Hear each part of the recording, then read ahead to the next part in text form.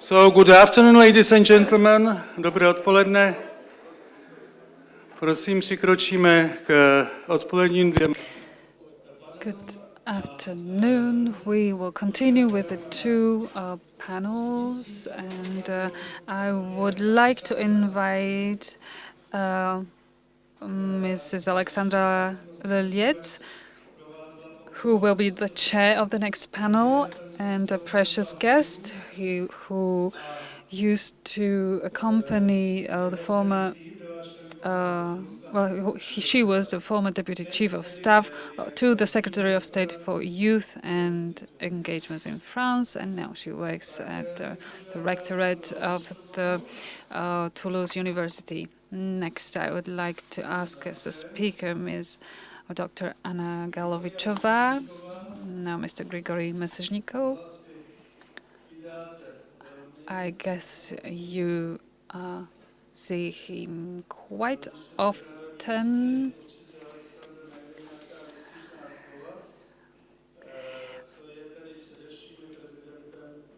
He is, first of all, he is the president of the Institute for Public Affairs. Next speaker, Luciana Lula. Are you here, please? Oh, she's ready at the panel. Sorry. And Professor Rathore, our precious guest from India.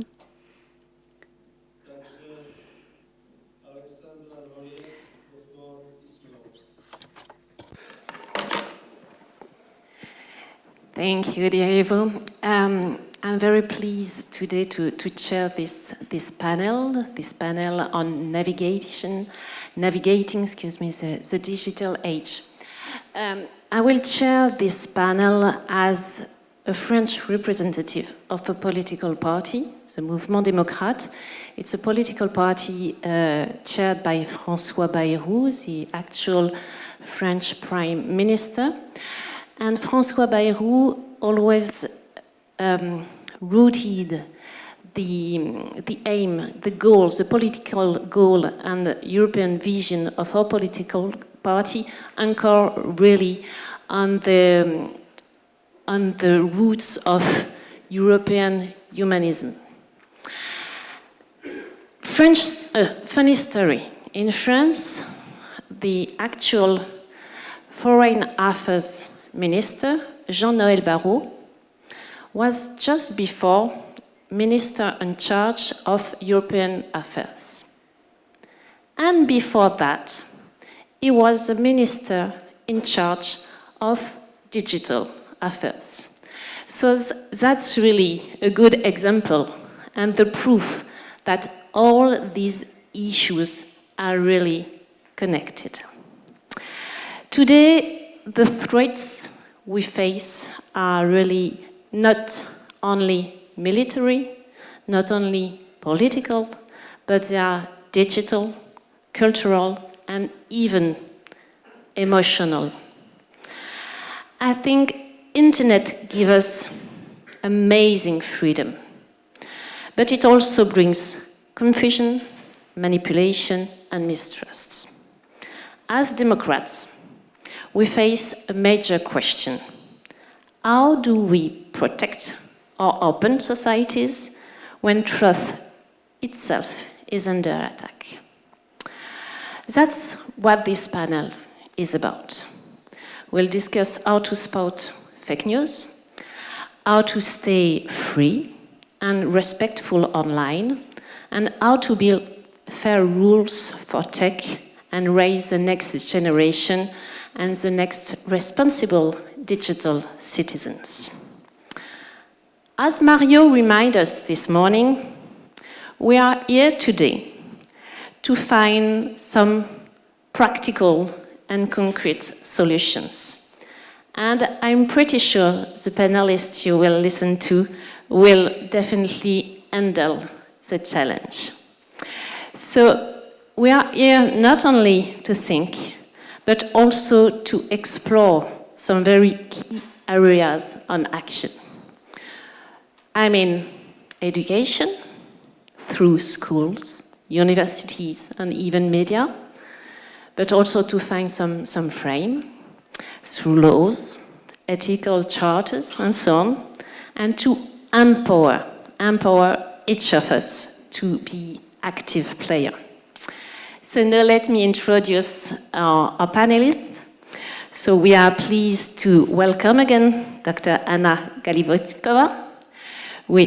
Excuse me, I did not pronounce well your name, sorry. You opened our seminar this morning with an amazing journey in our own thoughts. And I really wanted to thank you again for reminding us that the deeper purpose of our fight for European humanism is there. It's really a question of thoughts and also spiritual aspect. So, Doctor, please, the floor is yours. Ďakujem veľmi pekne. Thank you very much for having the opportunity to share with you. And now, I'll say 50 years of experience and knowledge. I was lucky to focus from my 15 years of age to the mental and spiritual development. In 2009, I wrote a dissertation on this topic at the Charles University in Prague. Professor Miroslav Barta from the Charles University, he is an Egyptologist who put together a team focused on digitalization and other topics like collapse of civilizations. He was supposed to be here today with us. He and his team asked the question if there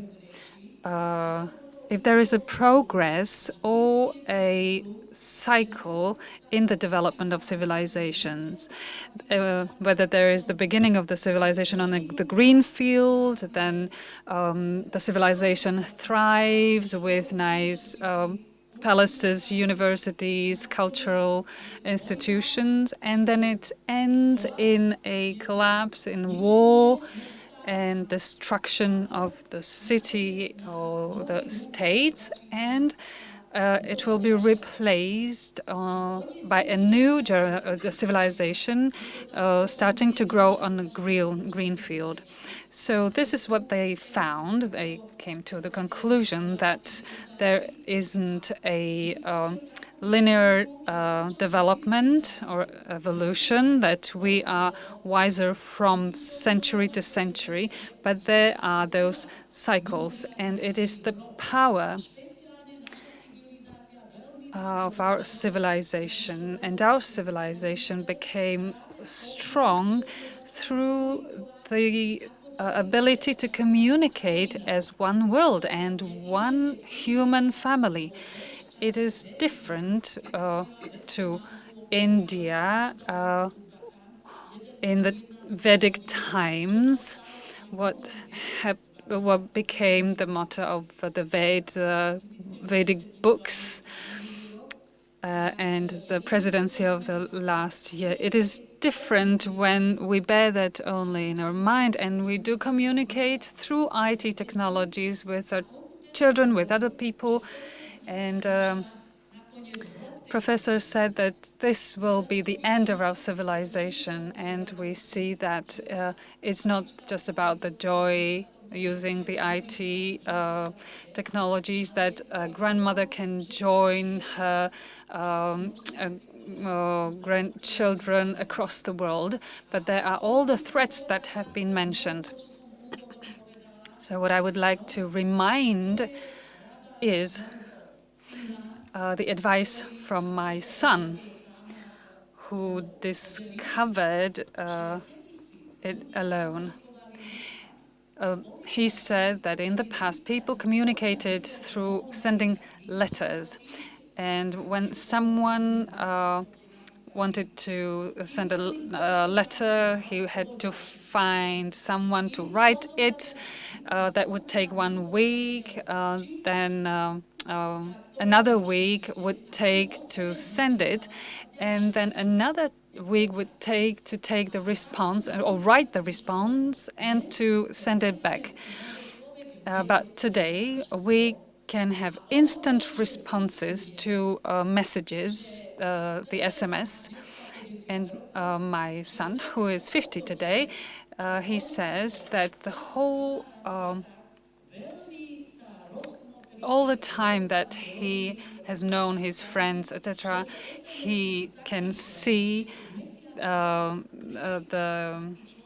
disruptions in families and marriages, etc. So he can see the benefits of the time of that sending messages would take in the past. That means that putting down the ideas by writing left the time to the author to think about what he was writing.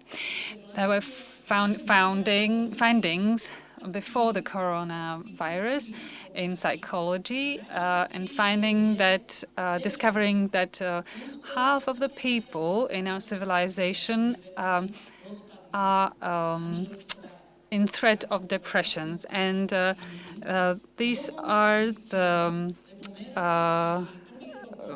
consequences of disrupting relations. And in the first year of COVID pandemic, depressions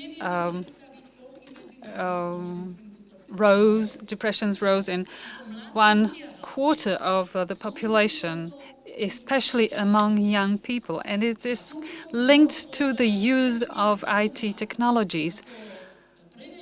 So the main prevention, how to protect us from those noxious impacts, is that when Mahabharata was written, the Bible of India, we should be mature enough. And maturity means being stable in our emotions and in our feelings. Whatever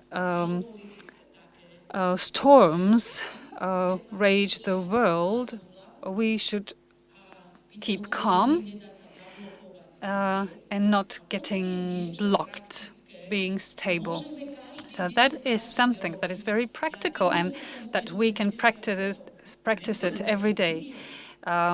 Mental hygiene is something I have been involved in for 50 years. And there are many other people who deal with it. We should remain in this path. Since 1 year of age, we learned the physical hygiene. Being adult or becoming adult, we should continue in doing our psychological hygiene. Like Michael Borzako in Loyola, in the center where we were together, there are mental exercises for people who are being taught. There are many other people doing exercises, Taoism, and other wise learnings or teachings. We have started it in Slovakia, and they started doing it in the Czech Republic. They teach in universities something that is called either mental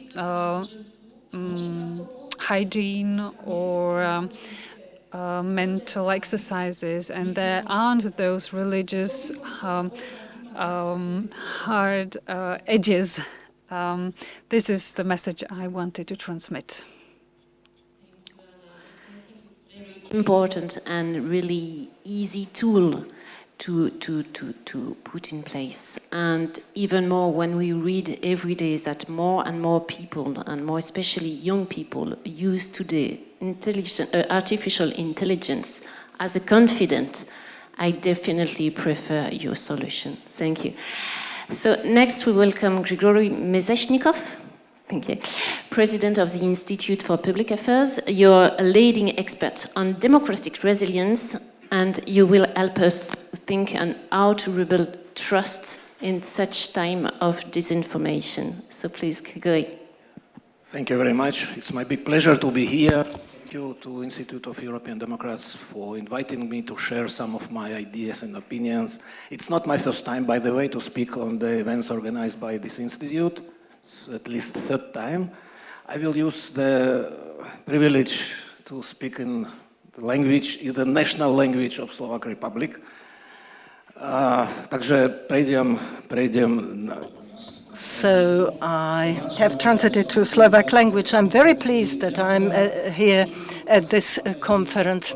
I am in the panel devoted to the impacts of digitalization. Well, I am not an expert in the information technologies. As a political analyst, I am using digital technologies to collect information, and clearly I observe the impact of the use of new communication technologies and the impact of social media and AR on processes which are the subjects of my everyday analysis.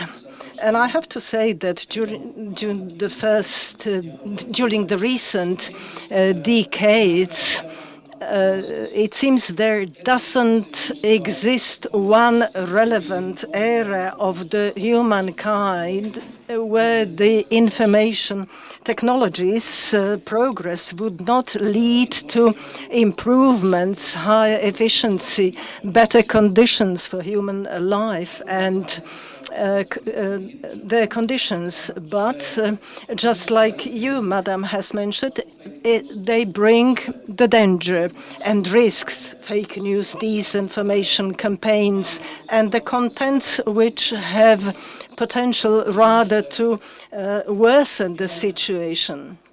And we do know, and I assume that majority of the society appreciates the impact of these new technologies, but they are also actors who do not have good intention when using these new discoveries of the human genius. It's the political entities, people, and even the state. So what I would like to talk very briefly about, so that we have a space for discussion as well, many phenomena which we do know and have been observed and studied of political scientists, psychologists, and others working on the questions of human development are the digital phenomena, and I'd like to mention three of those related to everything what has been mentioned so far. It is digital populism, digital authoritarianism, and to a significant impact of these hybrid threats.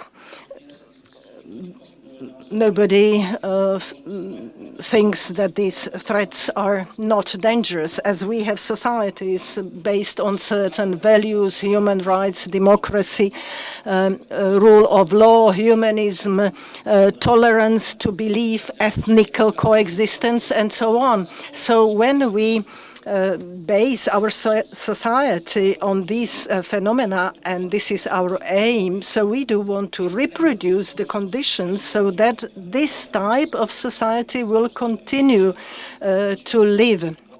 But we do know that the development of history continues. There were some who were mentioning the end of the history, but we do know that history develops further. But I assume that all of us that are here and majority of the society would be happy if our life continue in the conditions where all those discoveries of technologies are used, and as well for our children, grandchildren, so that the society continues to be democratic, free, just, all norms respected, rule of law, and so on. And these factors, which I consider significant phenomena, where we may see the impact of the use of these new information communication technologies in the problem area as well. Well, the populism, I have written a lot about it in scientific journals. The connotation of populism is predominantly negative. We do know that it is a component of the policy, but once politicians start to rule and lead the country by not abiding by all those principles which I mentioned, and they behave irresponsibly towards the citizen, because our panel, I think, has involved responsibilities, an important thing as well. So populists are those who behave irresponsibly when they speak to the citizens, firstly promising something that they are not able to meet, and they also try to influence the opinion polls in that respect. But once they win the elections, and they don't abide by those. So we may see, especially in recent periods, in political parties, there is growing such type of political work which basically ignores the traditional preparation of political leaders for communication at the local level with the people, creation relations between the political parties, leaders, and the people. At present, populists basically negate all this, or they use it in some kind residual level, and they rather communicate by using the sources, as Madame Galovichova has mentioned previously, how very fast different messages reach people, and not always the intention behind those is a good one, just to grasp the power and then rule. We may see in the world kind of grouping of the countries, maybe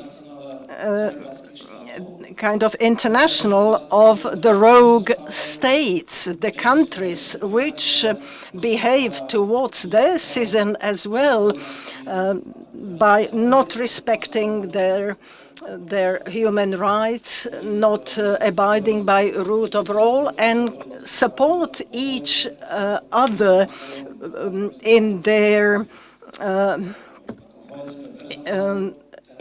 intentions, getting and acquiring more territories, such as Russian war against Ukraine, by using a potential of other countries as Iran and northern Iran. And these countries introduce digital authoritarianism in their countries. A good example of China. All declared human rights are sidelined. The regime needs to justify their behavior so that it reaches what it wants. And thanks to these digital technologies, these regimes have created the power to concentrate everything into their hands as well, so strengthening its power. And we do see how capable people are, or regimes of this type are, to use these digital technologies. We see it in the activities of political parties in democratic countries as well. we do have democratic regimes in all the countries represented in this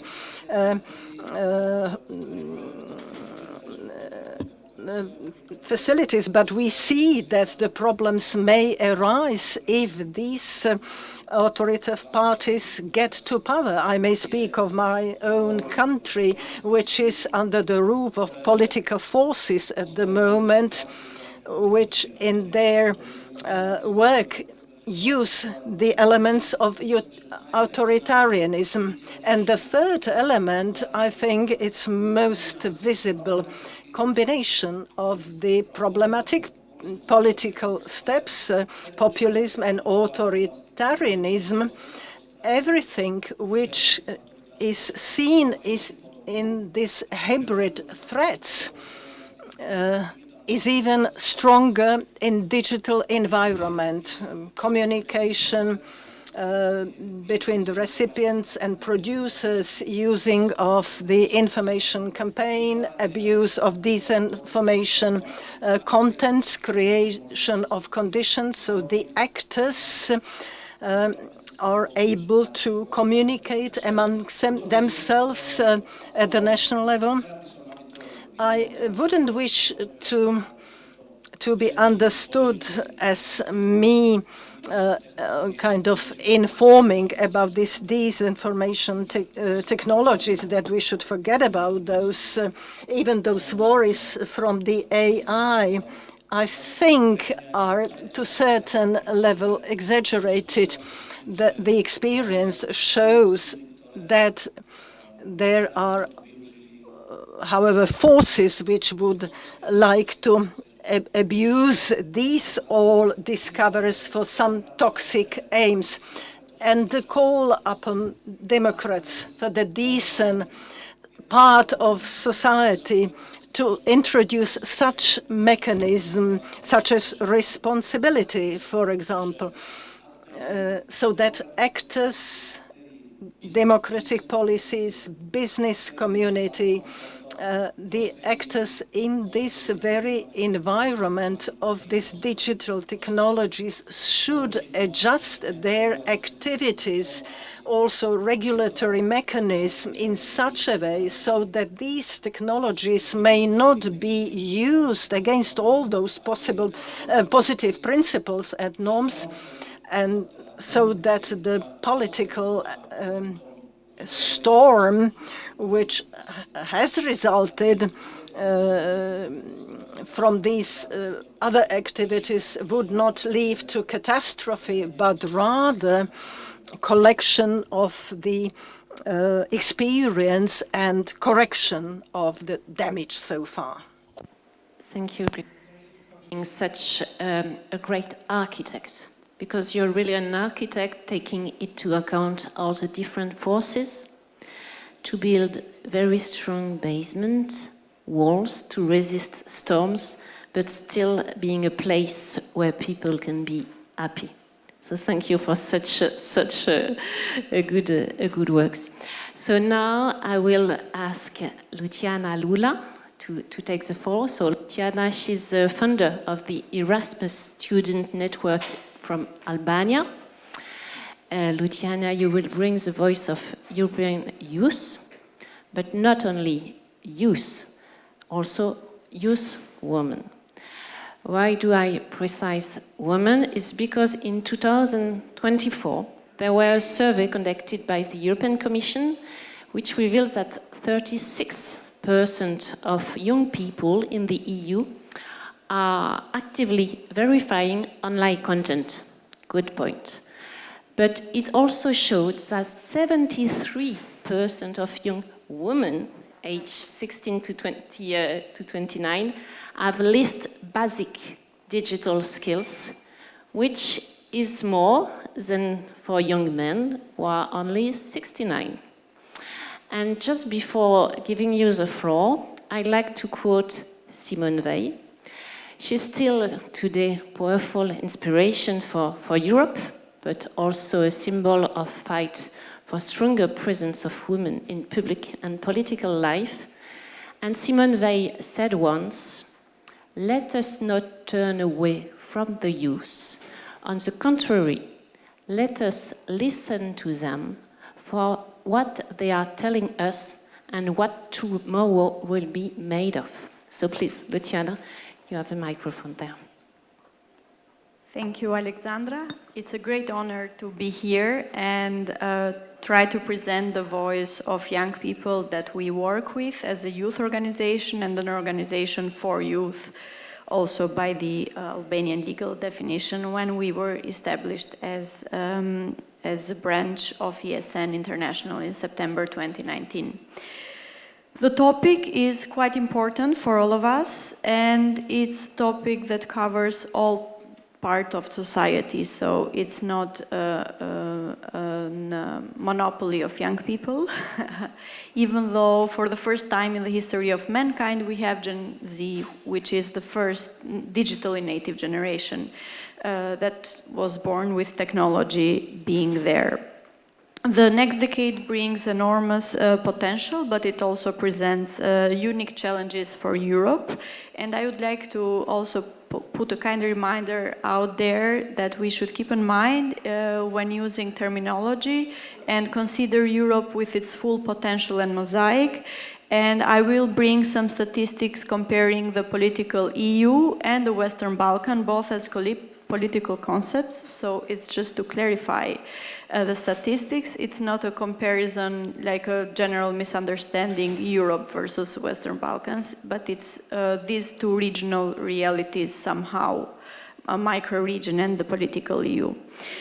To ensure progress, we work with young people in Albania, and recently we have been co-implementing a regional project together with colleagues in Montenegro and Serbia as well on youth digital rights funded by the European Union, and there was quite a lot of inspiring insights that we managed to get by listening to young people and including their inputs in our work.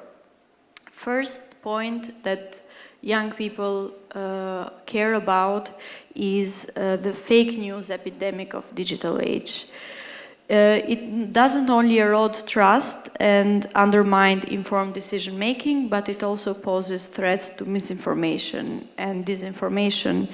And in 2023, according to Eurostat, only 56% of EU citizens had basic digital skills, while for the Western Balkans the rates are much lower, unfortunately, combined with lack of digital literacy and for difficult remote areas, even basic lack of access to internet.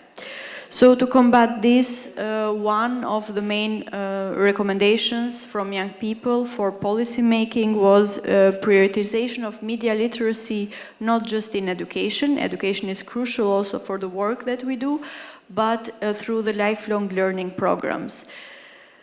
Most people think that young people are more prone to fake news because of the age and everything, but actually statistics have shown that especially on classical social media like Facebook, senior citizens are even more prone to fake news and misinformation. So we see technology and the digital future as a potential space for intergenerational dialogue and as the only way that we can progress together.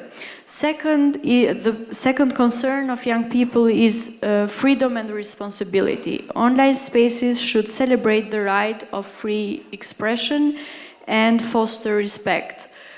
Citing the same mapping survey that we conducted online in these three countries, while we were drafting the survey, one of the main assumptions is that the survey was focused on understanding of young people of digital rights, digital democracy, and whether they participate or not.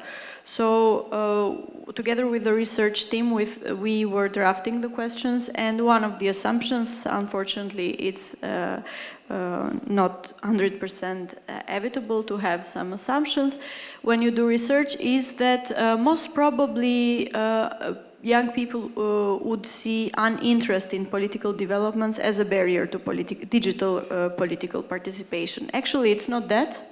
The survey showed that young people in these countries are interested in what's going on in terms of green transition, political processes, and civil rights within their countries, but they don't participate online, and the first barrier was the fear of cyberbullying.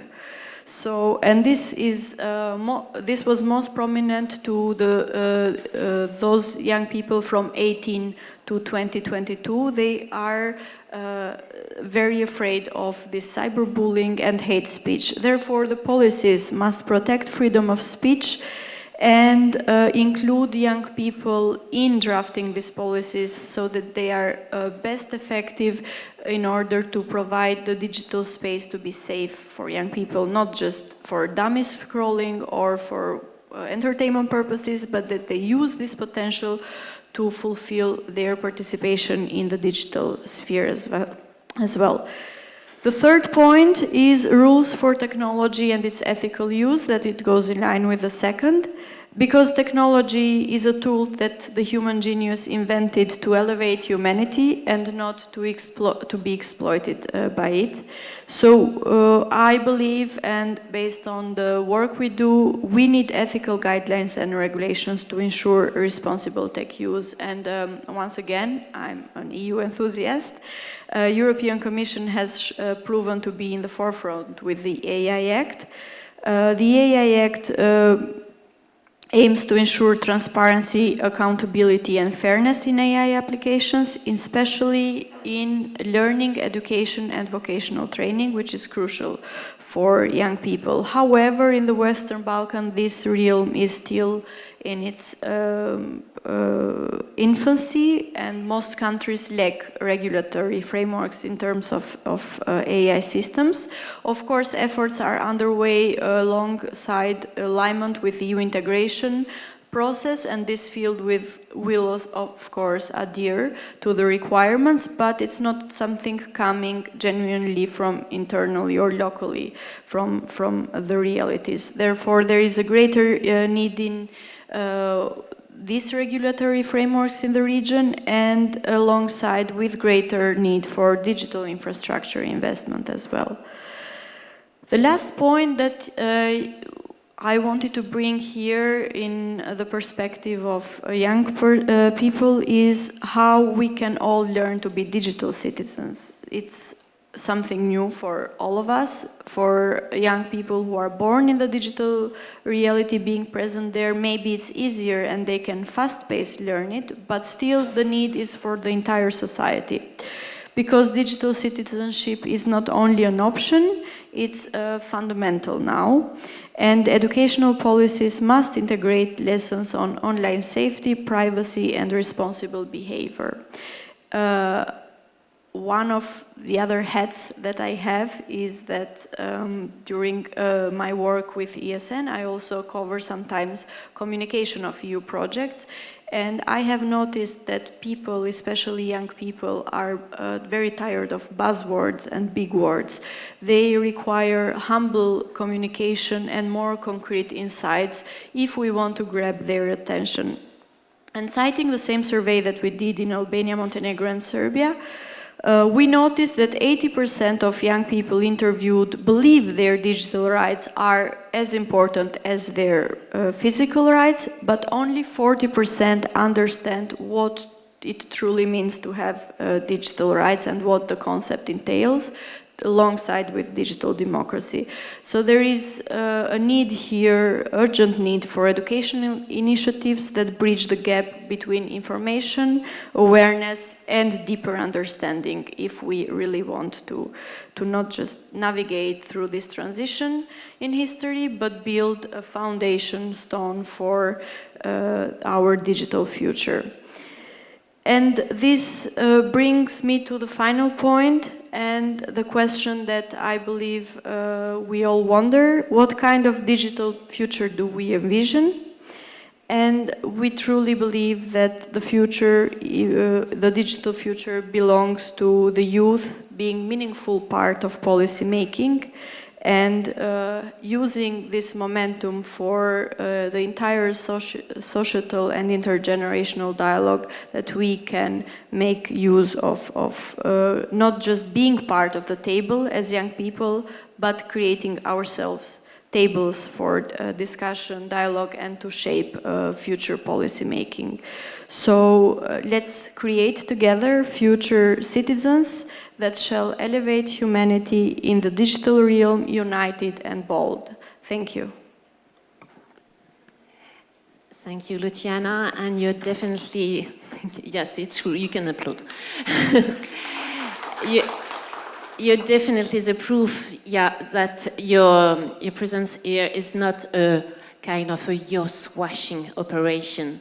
You're not only there for the picture, but you're definitely there because we need you, and we need you on board to face this new challenge. Now, Professor Rattore, so coming from India, you're from the University of Haryana. You work in education and digital literacy, and you will give us a global view of what it takes to prepare responsible digital citizens. But just before giving you the floor, I will once again give you a quote. It's a quote from Malala. She was Nobel Peace Prize 2014, together with Indian citizenship Professor Satyarthi, and she said, "One child, one teacher, one book, and one pen can change the entire world." So, Professor, please. Thank you so much.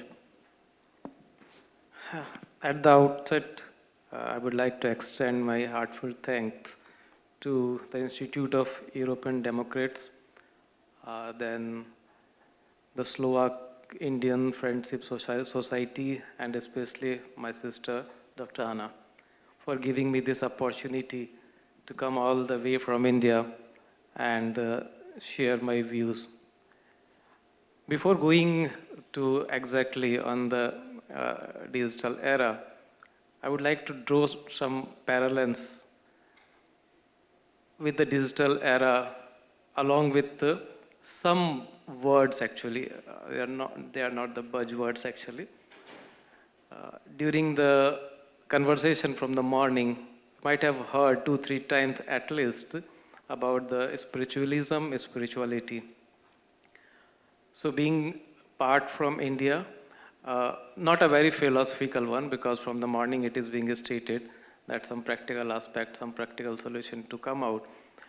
So nothing philosophical will go, and also I'm not a practicing yoga teacher, so obviously I'm not going to focus on even on that, but just to give a brief about that. India is the country from where this philosophy of yoga came. Patanjali was a saint who gave this philosophy of yoga. Yoga means the meaning of this word yoga is to unite, means union is yoga. And when we are saying union or to unite, means union of the spirit, union of the souls basically. So in the Indian philosophy, or probably in many other philosophies also, it is stated that we all are part of a common soul and we all are equal, and ultimate aim is how to unite ourselves with that ultimate spiritual soul. But here we are finding difficulty. We have divided ourselves, because from the morning also I am listening. We are focusing only because this is a specific conference dealing on the issues of the Europe. But nevertheless, the issues are common across the globe. Everywhere the topics, the points which are being discussed are common. Her Excellency, Ma'am, Ambassador also mentioned about a mishap a day before yesterday in India. Means such type of the news are coming every day from the globe. So the solution definitely, as Gautam Buddha also said, that hatred will never be a solution for hatred, war will not be a solution for war, definitely. something, we must go beyond this physical world, that is the metaphysical, basically. And in digital world, if you will see, in digital world, I think we have achieved that level. When I'm saying that what we have achieved digitally or virtually, in digital world, we don't have any geographical boundaries. We are connected, we all are connected through different devices with a common source. That source is some sort of waves, electromagnetic wave or something. So that electromagnetic waves have connected all of us through some devices basically. And when we are getting connected, we are not asking the nationality of individual, the color of individual. We are connected there. We are sharing our thought freely. But when we are coming to the physical world, why these boundaries are being created? The simple thing is that these boundaries we are creating at our level, means at the physical level, all these IDs we started imposing on ourselves, the IDs of individuality. When I'm saying individuality means my name, I'm Randhir. So the first thing is that created a boundary between me and you. The second is the community, that what's my surname, from where I'm coming. That is the second boundary. The third barrier will be the community basically. So that to which community I belong. The fourth barrier may be the nation, to which nation I belong. So to a physical body, we have created so many boundaries basically.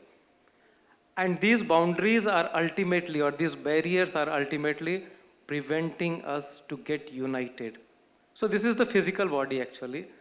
And the same is true with the spiritual body or with the soul also. The soul, a spiritual soul, again we have barricaded that soul with a lot of ism. That is the what we are calling that ego. So that soul is covered with ego. The soul is covered with the complexes, superiority complex. Such lot of other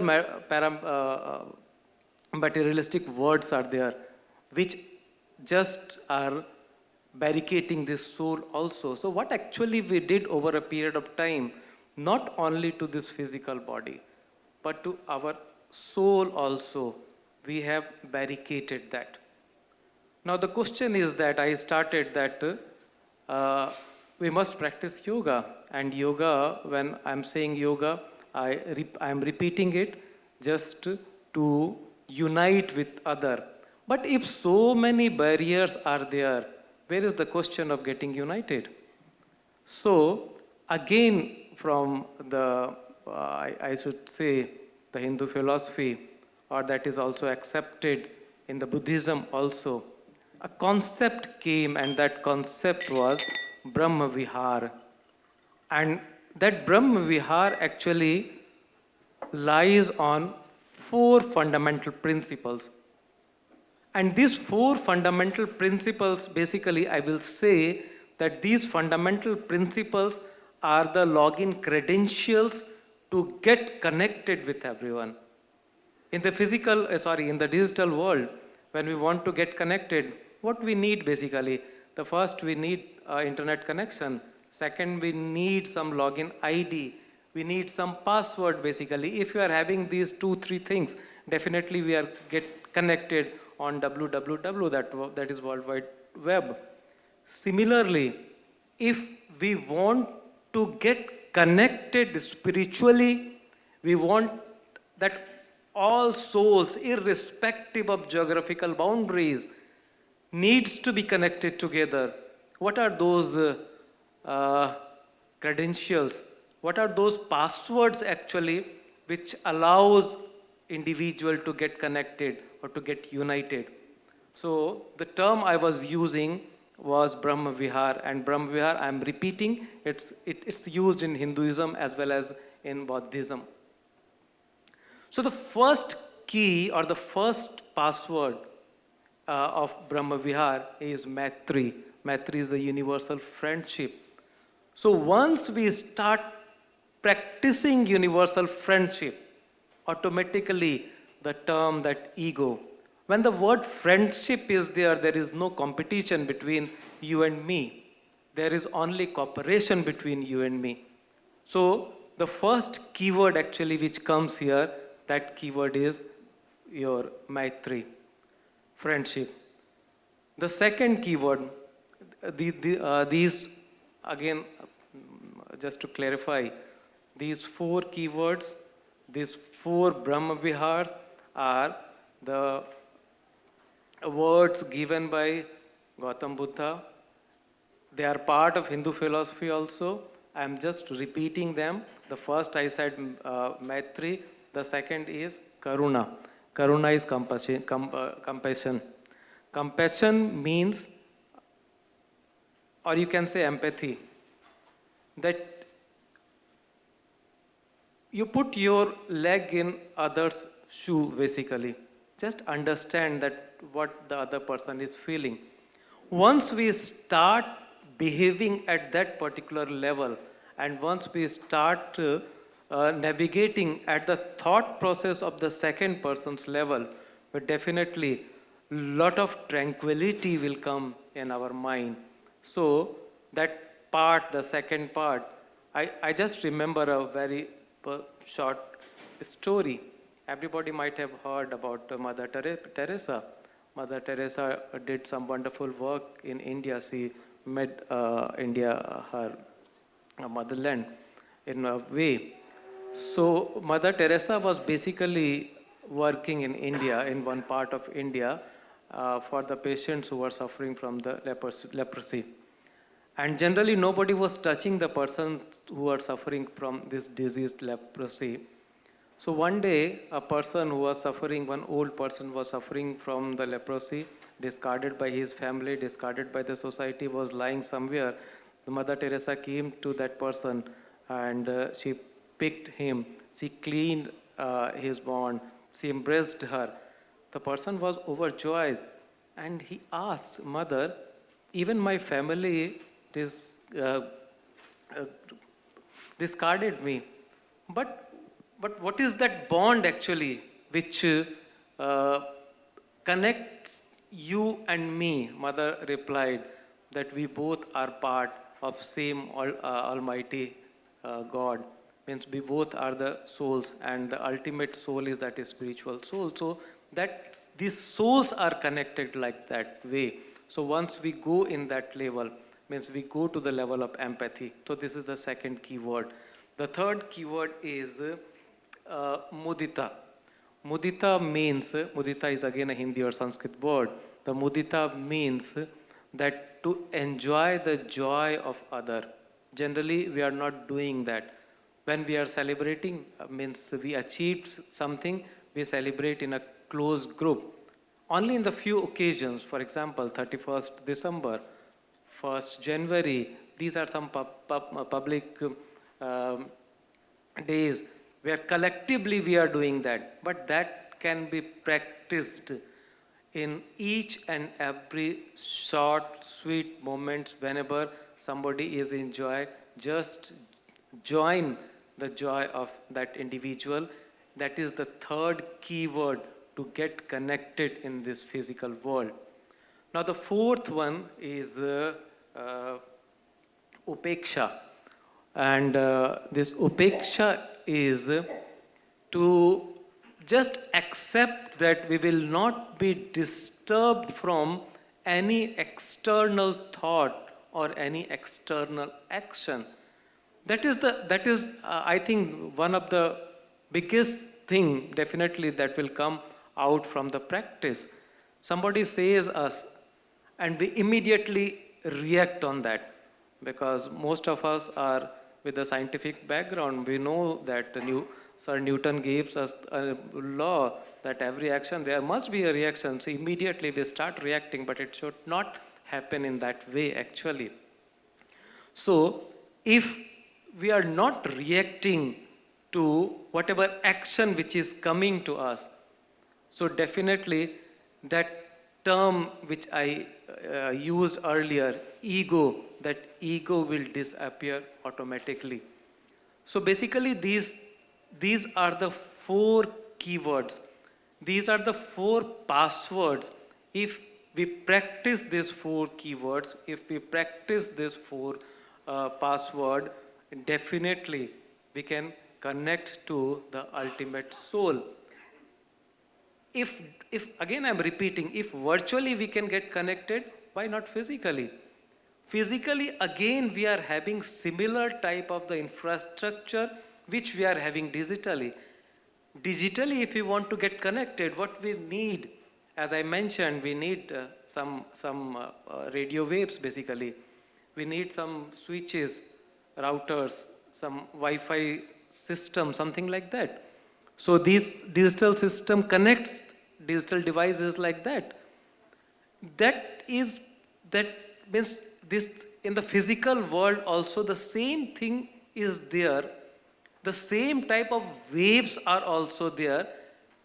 We are connected with the same wave, but we are not understanding that. What is that wave which connects all of us? That is the pran vayu, that is the breath. Everybody is breathing, and ultimately we are connected with the ultimate soul with those breath.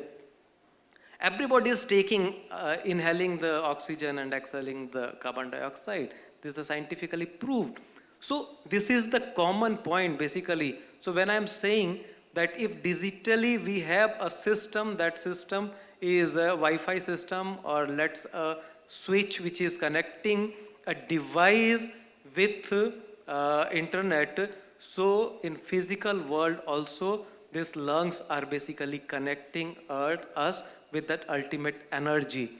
And that ultimate energy is common for all. Commonly we are connected with that ultimate energy through this physical router, or through this physical switch which we are calling our lungs. So what I mentioned, that I would try to create that parallels, that physical world, digital world, there is a very blurred line between these two. We can operate intermediately in both of the world. Just the thing is that we must have the correct passwords, correct login credentials, and those login credentials can only come through practicing. Now, how, since can this, because this virtual world or this digital world is a very powerful tool, and as some statistics were being shared, that at least 70 to 60 to 70%, or in some countries maybe more than 70-80% people are connected digitally. So why not from this platform, I am proposing this idea that why not we can create a virtual society of spiritual souls. And that virtual society of spiritual souls just need to get connected digitally, just to get realized that we all are one, we all are part of that ultimate energy. Somebody definitely will have to take lead in order to create that digital infrastructure. But I'm sure the stalwarts like Dr. Anna, who is sitting here, as well as a lot of other leaders from other organizations who are present here, we can work collectively so that a digital society can be created. And that digital society will work on a Brahma Vakya, that Sarve Bhavantu Shukhina, that everybody should be happy. Nobody in this world should suffer. And finally, this is the Shanti mantra, that everywhere the peace must prevail. Means the ultimate thing is the peace actually. So digitally, we may try that the way in which we can get connected. So this is one of proposal which I am just putting forward for the discussion of this August House. One more proposal, because I'm coming from an educational institution, I'm coming from a university. So definitely some interest from that also comes in between. So my second proposal will be, since again I'm repeating that the leaders of a lot of organizations are present here, and progressive organizations, not only organizations, progressive organizations are present here. And everybody is talking about the spirituality. I am also emphasizing that we must get connected with the ultimate energy. But how somebody can get connected with that?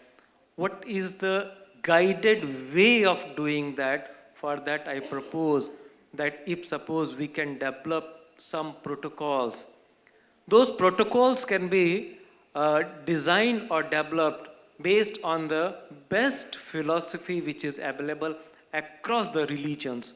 I'm not only saying that practice yoga, but some part may be taken, or some protocols may be taken from the yoga. Some protocols may be taken from different other philosophies also. So what I'm proposing is that we may design a short program, maybe of 5 hours, 10 hours, 15 hours. And that program on spirituality, practicing spirituality using some protocol, can be offered to the masses through this digital platform. And they can practice that protocol to bring tranquility in their thought. Once that tranquility, actually, why we are not able to get connected with that ultimate energy, because the energy which we are possessing, that energy is actually dispersed, that is diverse actually, that is not focused actually. So once that is channelized, that is focused, definitely there is a way to get connected, like what we are seeing as a laser rays. But in order to do that, my second proposal is that collectively we can design a academic type of program, maybe that will be a 1 or 2 credit program, jointly designed by so many institutes sitting here, may be offered by any institute or jointly by either my university or by the institute headed by sir who is heading institute, or some other university. So I am ending my thoughts here with again repeating as a concluding remark, these 2 proposals just create a virtual society of spiritual souls. All the souls which are present here in this room are the spiritual souls. That's why we have gathered here. And second is that jointly design an academic program so that we can guide our young generation that how they can practice the spirituality. If we are using that digital tool, definitely a lot of divergences will again come as envisaged in this paper also, but I'm sure that with the advancement of technology, new aspects will come, artificial intelligence type of things will come in between, and they will be able to separate what's good, what's bad, and so that using such advanced technology, all good aspect of digital technology we can embrace for the peace of the world, for the peace of the society, for the goodness of all. Thank you so much. Thank you, Professor. And if you allow me, namaste. I know that we are a bit short on time. However, if we don't want to be disconnected with people, I cannot close this panel without asking the floor if you have any question or one idea you wanted to raise or to address to our panelists. Is there someone who wants to take the floor? Oh, it was quite complete, I have to admit. So thank you, everybody. It was an amazing panel. It was here and now. And I will now pass the microphone to the next panel. Thank you.